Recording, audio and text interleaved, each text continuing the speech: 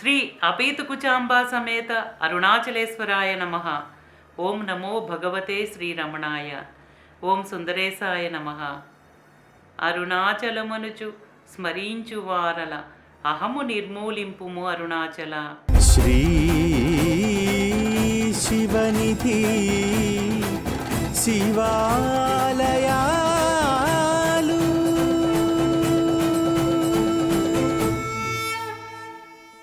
శ్రీ శివనిధి శివాలయాల కార్యక్రమంలో మహాశ్రేష్టమైన అరుణగిరి ప్రదక్షిణలో భాగంగా నేర అన్నామలైకి సమీపంలో ఉన్న మంత్రాలయం రాఘవేంద్ర స్వామి ఆలయం వరకు ముందు భాగంలో దర్శించుకున్నాం. ఈ భాగంలో మంత్రాలయం రాఘవేంద్ర స్వామి ఆలయం నుండి అరుణగిరి ప్రదక్షిణను కొనసాగిద్దాం.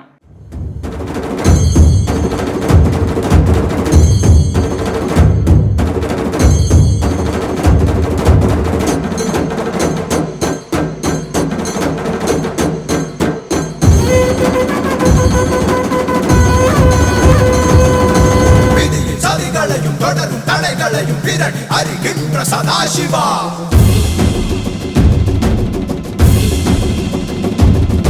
கரடும் முரடான வழிகள் கிடந்தாலும் கணக்கும் வழி கொடுக்கும் மகாசிவா.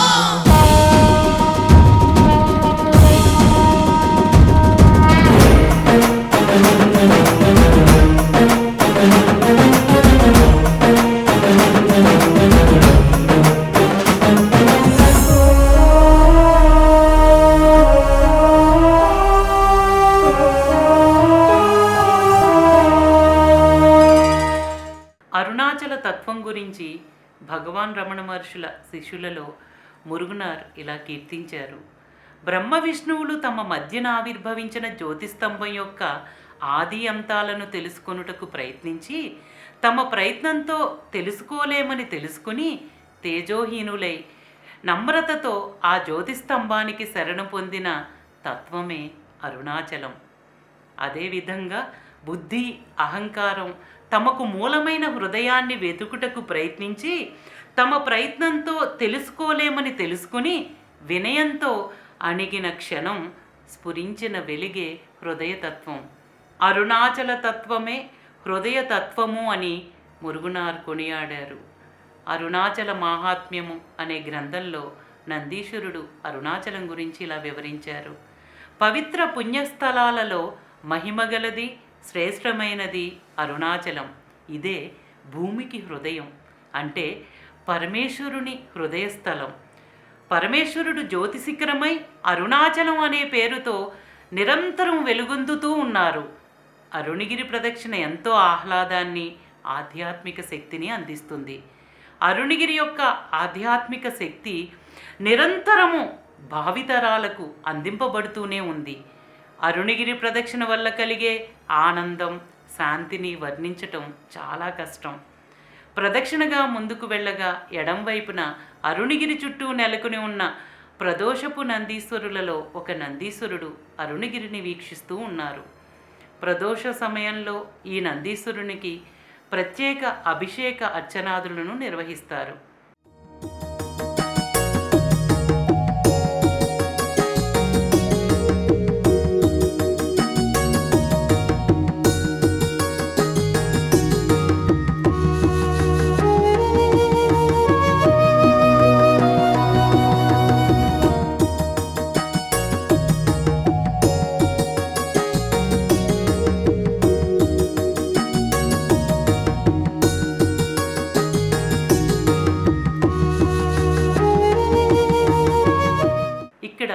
మనం ఒక విశేషాన్ని ప్రస్తావించుకుందాం. అసలు మనకు అరుణాచలేశ్వరుడే ఉన్నారనే విశ్వాసంతో మొదట రాజగోపురం నుండి ఆధ్యాత్మిక సాధనను అంటే అరుణగిరి ప్రదక్షిణను మొదలుపెట్టి మహాజ్ఞాని అయిన భగవాన్ రమణుల అనుగ్రహంతో అందరి హృదయాలలో పరమాత్మే ఉన్నారన్న పరమసత్యాన్ని అనుభవంలోకి తెచ్చుకోవడానికి మరింత ఉత్సాహంగా ప్రదక్షిణ ఆచరిస్తున్న మనకు యమలింగ దర్శనంతో యమభయం కూడా తొలగిపోయింది. కానీ మార్గమధ్యంలో నా శక్తి వల్లే అరుణగిరి ప్రదక్షిణను ఆచరిస్తున్నాను అనే అహంకారం తలెత్తింది. అప్పటి వరకు మన వెన్నంటే ఉన్న అరుణగిరి మనం తలెత్తి చూసిన ఈ ప్రదేశం నుండి కనిపించదు. ఎందుకంటే అరుణగిరికి 2 చిన్న కొండలు అడ్డుగా ఉన్నాయి. వాటినే బ్రహ్మ విష్ణువుల కొండలని మనసు బుద్ధి అనే తాత్విక అర్థాలతో పిలువబడుతూ ఉంటాయి.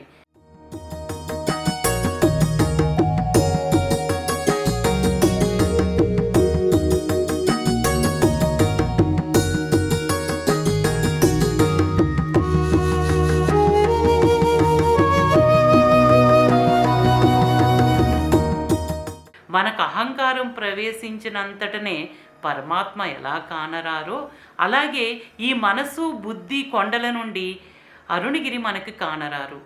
కానీ పరిస్థితుల ప్రభావం చేత మనం శక్తిహీనులమై ఈ శక్తి మనది కాదని తెలుసుకుని అహంకారం అణిగి అసలు శక్తికై ఒదిగి ఆధ్యాత్మిక ప్రయాణం సాగిస్తూ ఉంటే అప్పుడు మన శరణాగతి యొక్క గతిని బట్టి పరమేశ్వరుడు మనకి ఏ విధంగా వ్యక్తమవుతారో అదేవిధంగా అరుణాచల అరుణాచల అరుణాచల అని స్మరిస్తూ ఉండగా ఈ మనసు బుద్ధి కొండలు దాటిన తర్వాత కొంచెం కొంచెంగా అరుణగిరి అభివ్యక్తమవుతుంది. అందువల్ల భక్తులు ఈ ప్రదేశం నుండి అరుణాచల అరుణాచల అరుణాచల అని ఆర్తితో ఎలుగెత్తి పిలుస్తారు. ఈ బ్రహ్మ విష్ణువుల కొండల మధ్య నుండి మనం పిలిచిన శబ్దమే ప్రతిధ్వనిగా తిరిగి మనకి వినిపిస్తుంది. అరుణాచల అరుణాచల అరుణాచల అరుణాచల.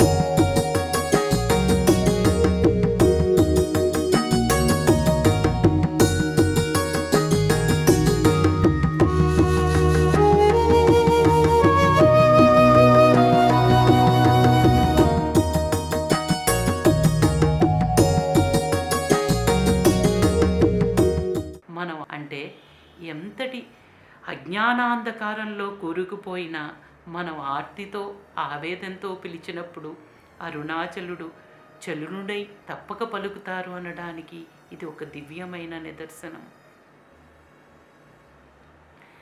ఈ ప్రదేశం నుండి కొంచెం ముందుకు వెళ్ళగానే ఎడంవైపున పళని ఆండవర్ ఆలయం నెలకొని ఉంది. ఈ ఆలయానికి సంబంధించిన ఎన్నో అసత్యమైన కథలు ప్రచారంలో ఉండటం వల్ల సుబ్రహ్మణ్యేశ్వరునికి పళని ఆండవర్ అనే పేరు ఎలా వచ్చిందో ఇప్పుడు మనం ప్రస్తావించుకుందాం. ఒకసారి కైలాసంలో పార్వతీ పరమేశ్వరులు కొలువై ఉండగా నారదముని ఒక ఫలాన్ని తెచ్చి పరమేశ్వరునికి సమర్పించారు.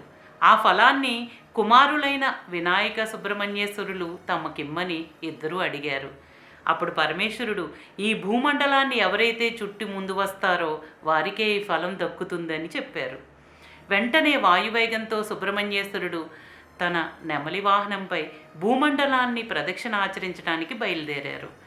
వినాయకుడు మాత్రము సర్వము పార్వతీ పరమేశ్వరులోనే ఉన్నదనే యథార్థాన్ని గ్రహించిన వారై తన తల్లిదండ్రులైన వారి చుట్టూ ప్రదక్షిణ ఆచరించి వారికి నమస్కరించారు. దానికి సంతసించిన పరమేశ్వరుడు ఆ ఫలాన్ని వినాయకునికి ఇచ్చారు. ఇంతలో వేగంగా భూమండలం అంతా చుట్టి వచ్చిన సుబ్రహ్మణ్యేశ్వరుడు వినాయకునికి ఇచ్చిన జ్ఞానఫలాన్ని చూసి కోపంతో కైలాసాన్ని వదిలి భూమండలానికి వచ్చి ఒక కొండపైన తీవ్ర వైరాగ్యుడై కౌపీనంతో నిలుచుని ఉండగా పార్వతీదేవి సుబ్రహ్మణ్యేశ్వరుని వద్దకు వచ్చి బ్రతిమాలింది. ఎంతకీ సుబ్రహ్మణ్యేశ్వరుడు వినకపోవటంతో అప్పుడు పార్వతీదేవి, సుబ్రహ్మణ్య, ఫలం దక్కలేదని ఎందుకు కోపించావు? ఫలమే నీవు, జ్ఞానానికి రూపమే నీవు అని బుజ్జగించింది. దానికి సుబ్రహ్మణ్యేశ్వరుడు ఎంతో సంతోషించారు. అప్పటి నుండి ఆ కొండకు పళని అని, సుబ్రహ్మణ్యేశ్వరునికి ఆండవర్ అనే పేర్లు ప్రసిద్ధికెక్కాయి. పళని అంటే ఫలం నీవే అనే అర్థం. కొండపైన వెలిసిన ఆండవర్ అంటే దేవుడని పిలుస్తారు. కౌపీనం దండాయుధంతో సుబ్రహ్మణ్యేశ్వరుడు ఎక్కడ ఉన్నా ఆ ఆలయాన్ని పళని ఆండవర్ ఆలయం అని పిలుస్తారు.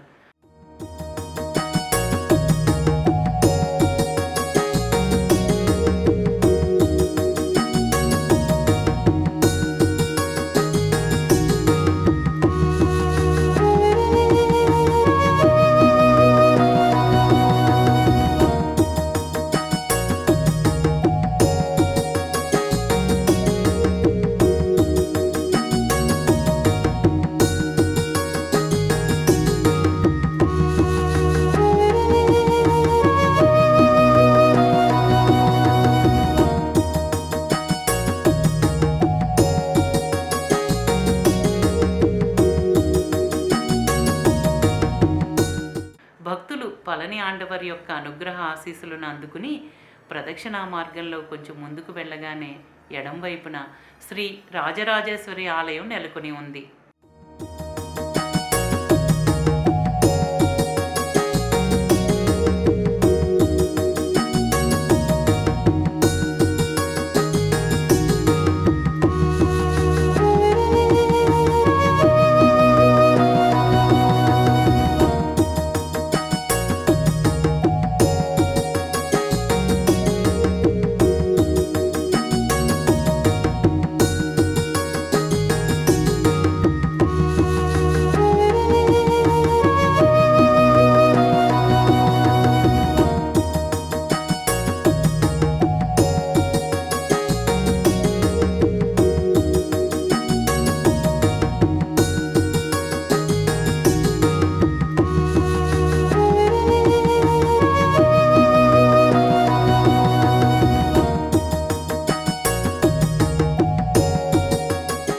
భగవాన్ శ్రీ రమణ మహర్షులు తాము రచించిన అరుణాచల పదికంలో అరుణాచలుణ్ణి ఇలా కీర్తించారు.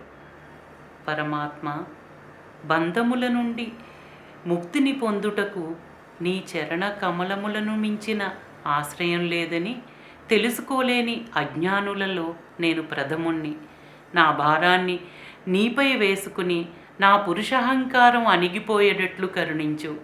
సకల విశ్వాన్ని భరించే స్థితికత్తమైన నీకు ఇది ఒక లెక్క. అయినా ప్రభు, నీ నుండి విడివడి ఈ సంసార భారాన్ని మోసింది ఇక చాలు.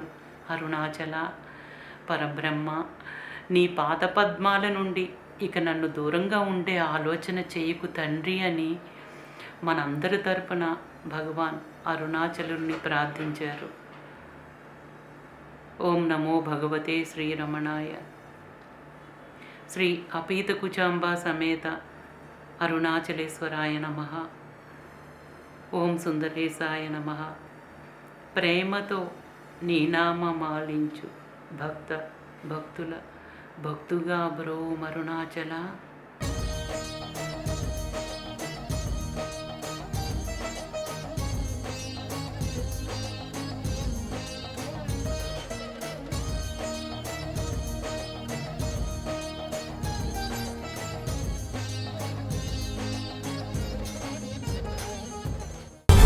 శ్రీ